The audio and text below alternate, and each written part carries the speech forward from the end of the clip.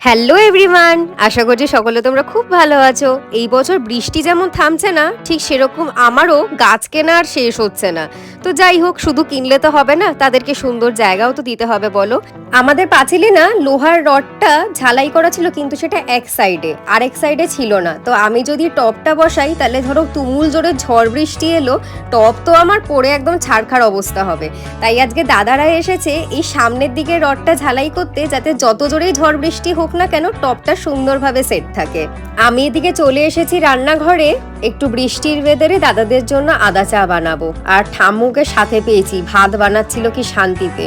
আর এসেই দেখো জ্বালানো শুরু হয়ে গেছে। শুধু আমি না, আমি আর দিদি দুজনে মিলে জ্বালাচ্ছিলাম ঠাম্মুকে। আর এটাই বলছিলাম যে দেখো, তোমাকে না ক্যামেরাতে পুরো হিরোইনের মতো দেখতে লাগছে।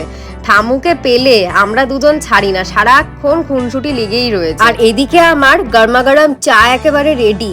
দেখো, দুধ চা, তার উপরে আবার আদা দেওয়া। যদি বৃষ্টির ওয়েদারে এটা এক কাপ পাওয়া যায়, আহা, আর কি চাই। আর বৃষ্টিতে এতক্ষণ আমাকে দাঁড়িয়ে থাকতে দেখে দাদারা বলছে চলো আমরা চা খাই আর তুমি এদিকে লজেন্স খাও। কি সুইট না। আর দেখো, বাড়ির কাজ বলে কথা, দুই ছেলে মিলে একদম গুরুতরভাবে কিন্তু দায়িত্ব পালন করছে, যাতে কাজ একদম ঠিকঠাক ভাবে হয়। কাজ শেষ হওয়ার কিছুক্ষণের মধ্যেই আমি একদম রেলিংয়ে কিন্তু গাছ দিয়ে সুন্দর করে সাজিয়ে দিয়েছি। আর অনেকটা জায়গা পড়ে রয়েছে নেক্সট গাছ শপিং এর জন্য। আর এই সুন্দরীরা আজকে আমাদের বাগানে কি সুন্দর করে আলো করে ফুটেছে। তো তোমাদের আমার এই বাগান সাজানোর আইডিয়াটা ঠিক কেমন লাগলো কমেন্ট করে কিন্তু জানাতে ভুলো না। তোমরা কারা কারা আমার মতো বাগান প্রেমী আছো, ডেফিনেটলি কমেন্ট করে কিন্তু জানিও।